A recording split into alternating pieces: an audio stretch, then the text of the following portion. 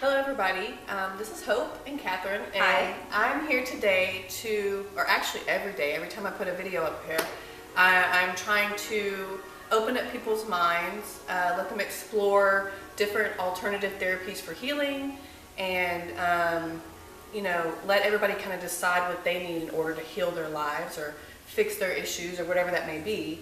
And Catherine does a couple of things. In this video, we're going to be talking about hypnosis, quantum hypnosis. So I'd like for her to kind of just do a little intro, and you can kind of find out what she does. Awesome. Thank you, Hope. So I actually created a couple of different methods to healing, one of which I learned, and then a couple of which kind of stemmed from that. So several years ago, I had a quantum healing hypnosis technique session for myself and found the results to be quite amazing.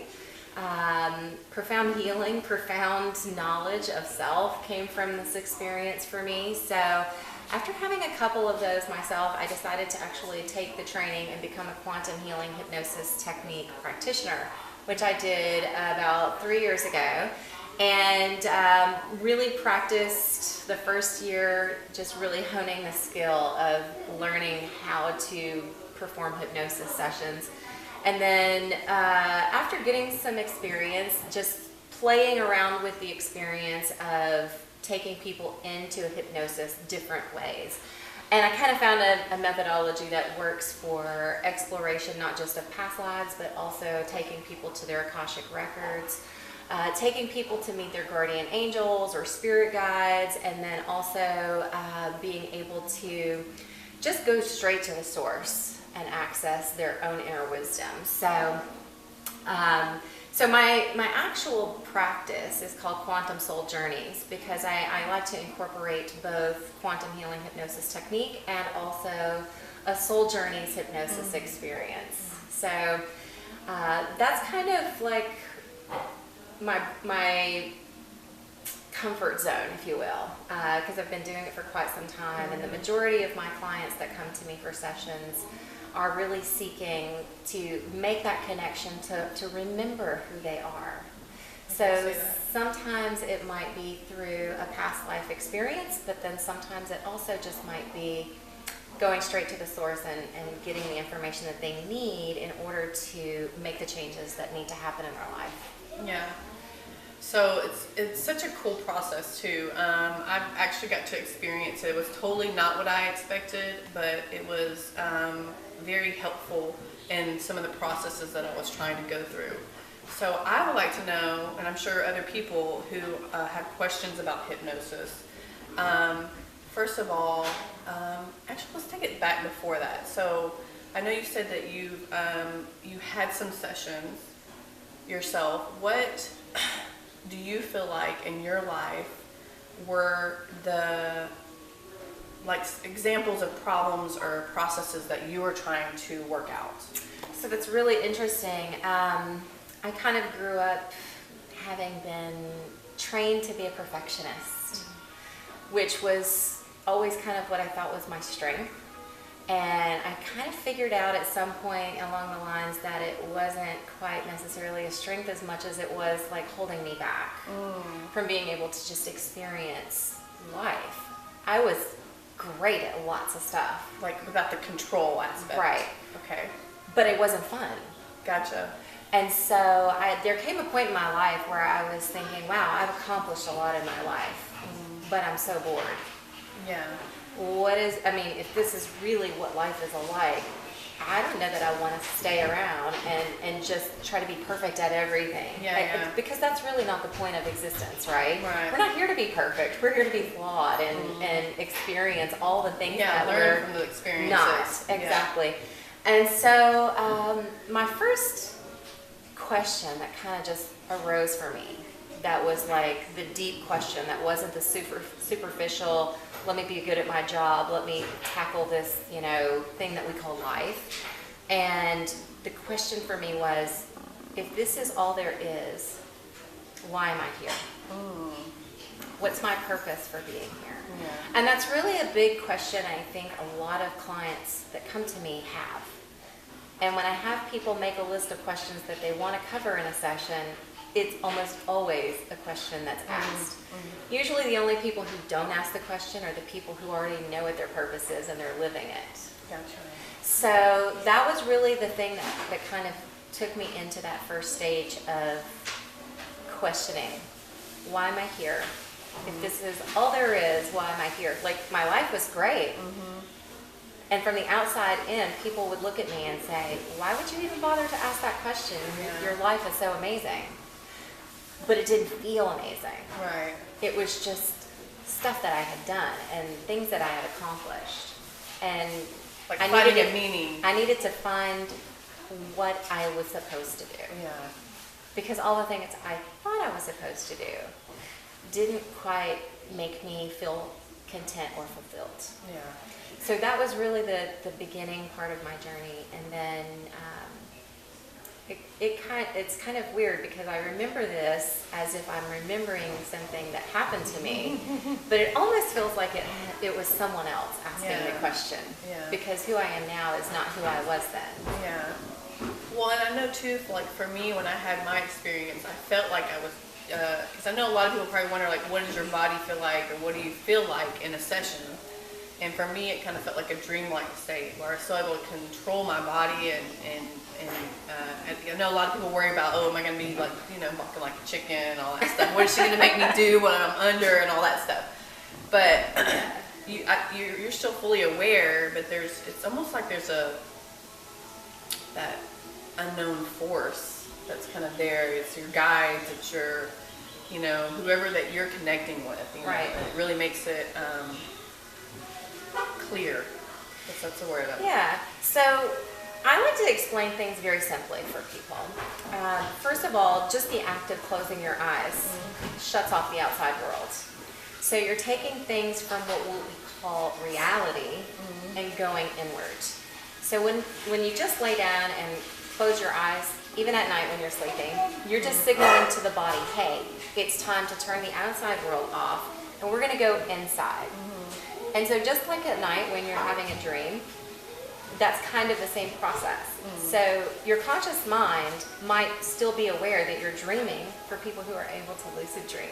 Right. But also, if you've ever had the experience in the morning when you first are like kind of coming to consciousness and starting to wake up from your slumber, you're kind of maybe having a really amazing dream and you're like, no, I don't want to wake up because I'm having this great dream. So you're kind of awake and you're kind of still dreaming. That's kind of the sweet spot for hypnosis. So it's not me programming any information. It's allowing your consciousness to take you wherever you need to go to get the answers that you seek. All I'm doing is guiding the process and asking questions. So I don't tell you where to go.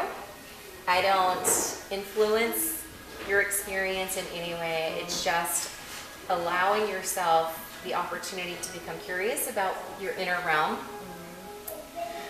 and really just being as descriptive as you can and answering the questions that I'm asking, because you have to remember I can't see your inner world when your eyes are closed. So I'm having this process of asking questions, of getting that information from your inner world onto a recording device for you to hear later. Yeah, so that's awesome. You get a recording to take home and to kind of go over and listen again, which was very interesting to listen to yourself going through this. Does it sound like you're actually talking, like you're talking, or if there's someone else having this discussion with me? It sounds like there's somebody else having a good discussion. Right. It kind of feels that way for me too when I have my own experiences. It's like, wow. And it's not even like if you're, like, say we're recording this video right now and then we go back and listen to this video, it's not that. It's something else. There's something else. It's not even necessarily that your voice even sounds different. Yeah. But you feel like it's something else that's actually taking over and giving you the information. So I'm wondering if you actually you're actually remembering that experience, and that has a part to do with like why it feels different to you. Because it's, for me it was a really good experience, and I felt like, I don't know, after I do stuff I always have like this connection to it. Right. It's a different knowing. Yeah, it's a different knowing. Yeah. So that's an interesting thing, because I just had this conversation a few days ago about how we experience things. So we can read a book and we can maybe recite information from that book because it's something that we know, we've read it. Mm-hmm. But we might not actually understand it until we experience it. Yes. So there's a difference between knowing and understanding. And those two things kind of parallel each other, but they're not necessarily the same thing. And they have a different feel to us as we experience it. Like, I can see someone take a ride on a roller coaster and be like really anxious or whatever, but until I actually get on it myself and have that experience, I'm not going to know what it feels like inside my body. Right? Totally. Yeah. So it's a very visceral experience Yes. versus just knowing what's supposed to happen. Yeah. Definitely like a life-changing thing, I would say, for anybody wanting to experience this. Yes. Her version and her experiences, what she's taken and learned over the years to kind of help people and guide people through these processes. I wouldn't even say it's like a typical hypnosis. No, it's not. So I do have clients sometimes that will call and say, hey, I really need you to help me lose weight, or I need to quit smoking, or I need to quit this habit, or I drink too much, or, there's an endless list because let's face it, we all have something, right? Right. It's not exactly that kind of hypnosis. Those types of hypnosis for habits and, doing things like losing weight or just whatever, those are not as interactive. That's more of I'm going to get into a relaxed state and someone's going to program some information to help me do these things. Yeah. So this particular form of hypnosis it's your inner journey. It's me guiding you into that relaxed state, and we call it the theta brainwave state. You don't start off there, just like you don't start off there when you close your eyes to go to sleep at night.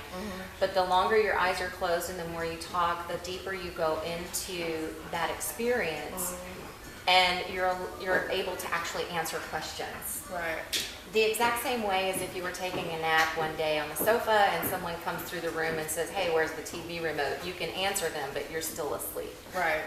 And you might even remember after you come out, oh, hey, did you find the TV remote? Yeah. Even though you were still napping. Yeah. So it's that kind of experience. And that's why it's recorded, because you're the one providing the information. It's not me programming anything into you. So a really common question that I get, there's a couple. The first one is, what if I can't be hypnotized? That's a big one. I can tell you that every single person on planet Earth can be hypnotized. If you close your eyes to go to sleep at night, I promise you can be hypnotized. It's nothing different. And we experience states of hypnosis during our day. For me, a big one is always like if I'm in my car and I'm thinking about something and I'm inner dialoguing with myself, I might get to my destination and go, oh my gosh, I don't really remember how I got here. Yeah, this happens to me a lot. Yeah, that was a common one for me. That's a state of hypnosis because you're entranced into an inner experience. The second one is when we go to the movies and we watch movies like, the latest super action hero movie or a love story or any kind of movie that we're really engaged in. When we shut off everything else external to that one thing, that's a state of hypnosis. Okay.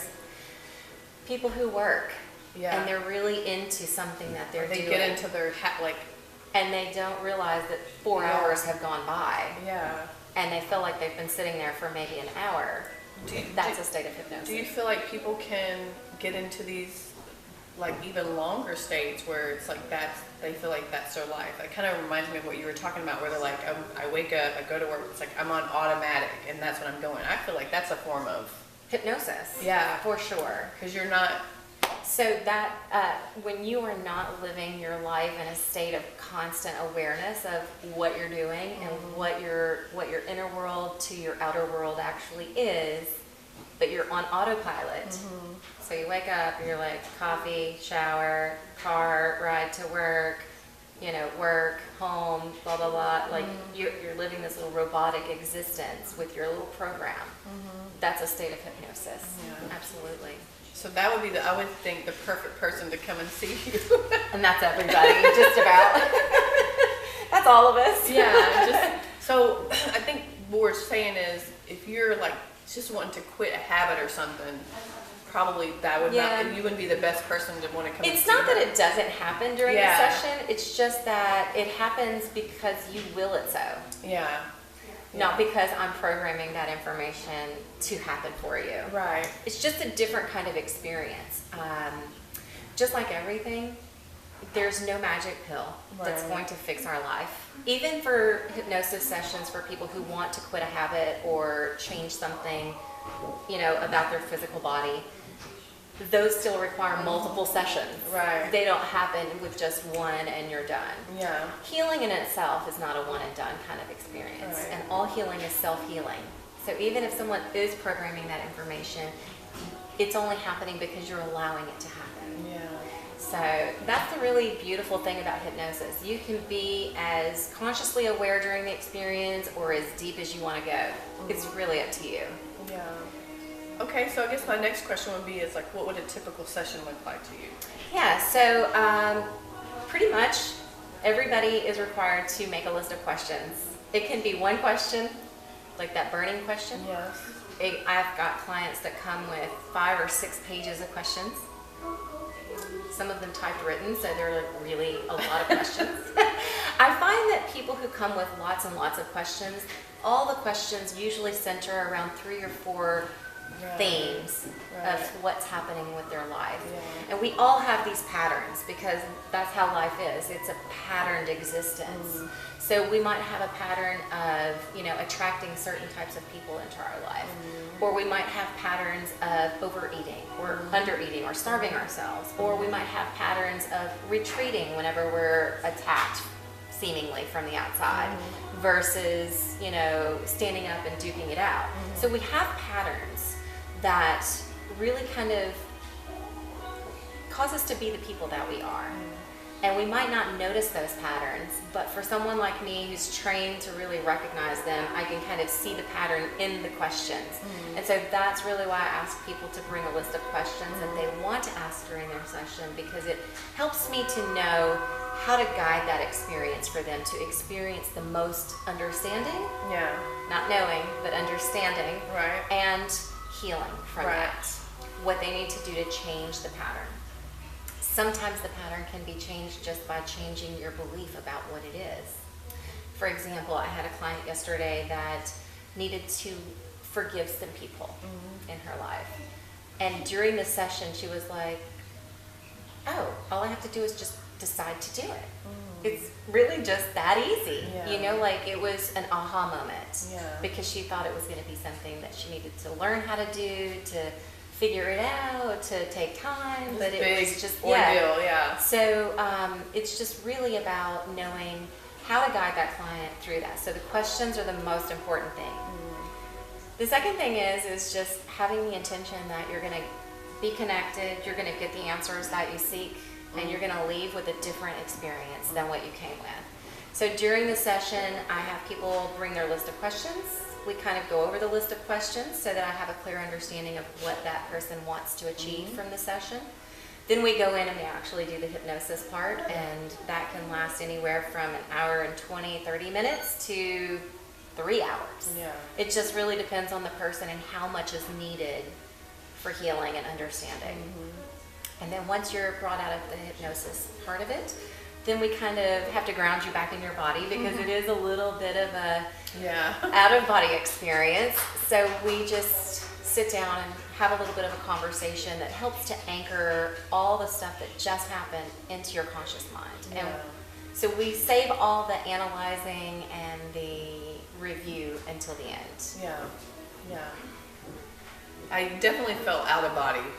For me. Yeah, it is a very out-of-body thing. And that the more you allow yourself to go deeper and deeper and deeper into the experience, the more out-of-body you're going to feel when you come out. Right.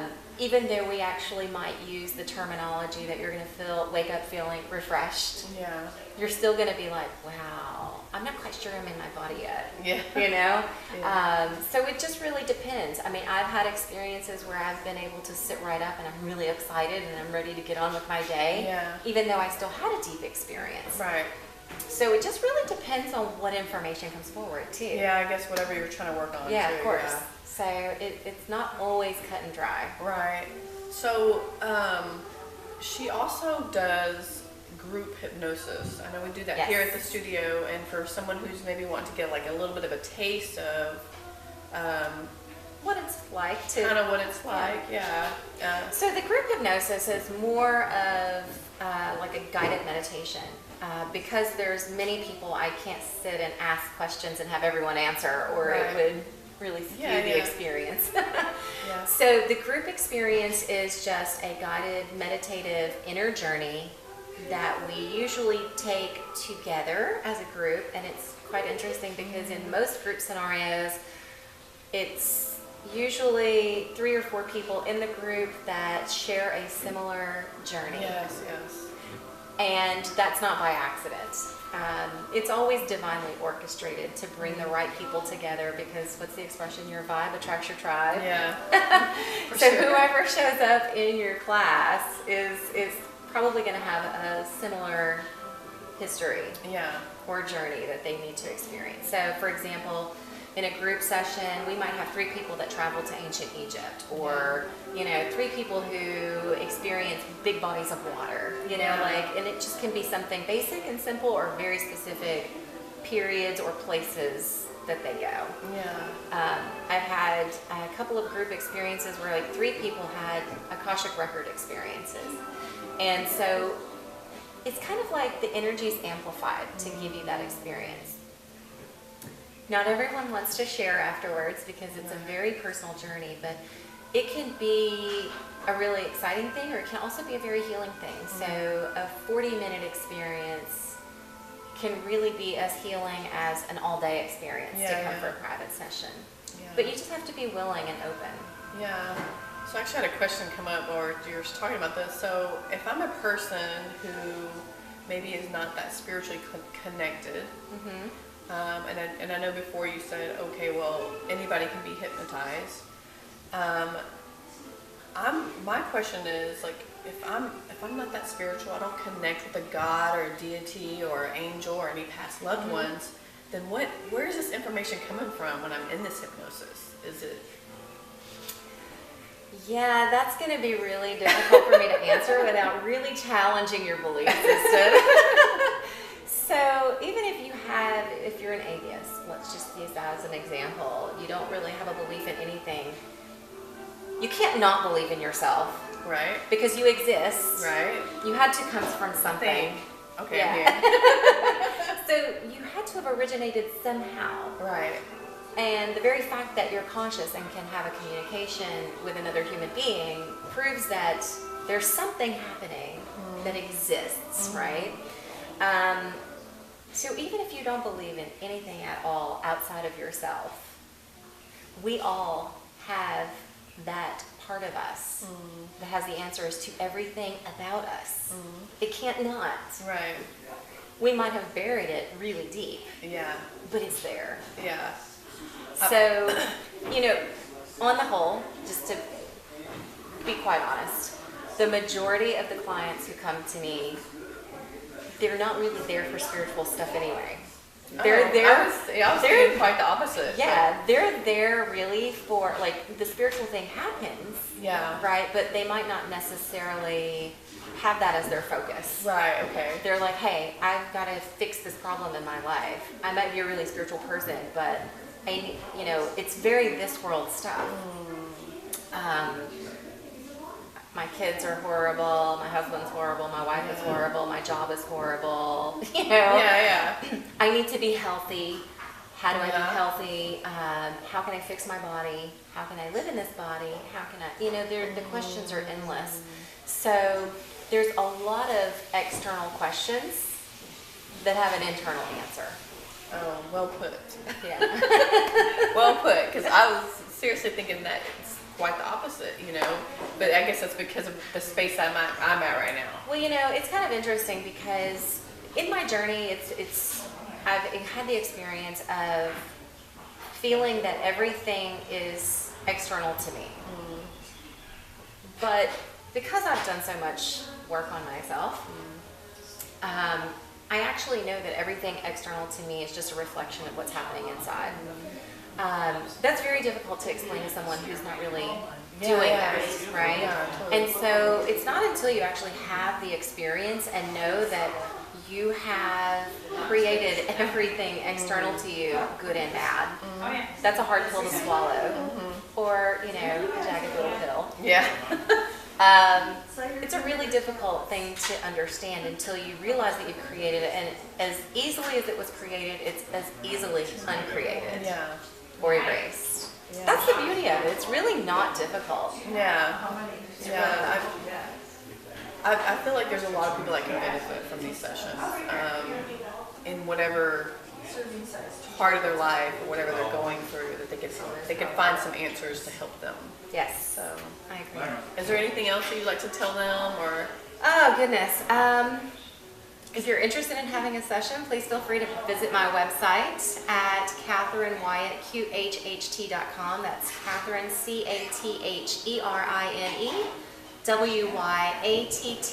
CatherineWyattQHHT.com. So it's just my name and QHHT, which stands for Quantum Healing Hypnosis Technique.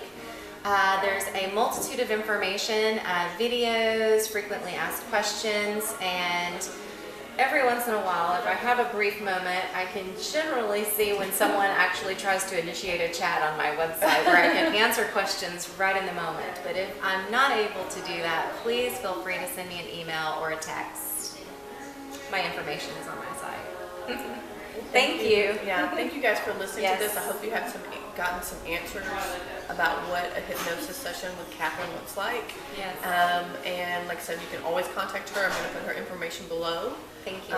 So you can link it up, just push a button. It makes things a lot easier. Oh yeah, that's great. And until next time. Thank you.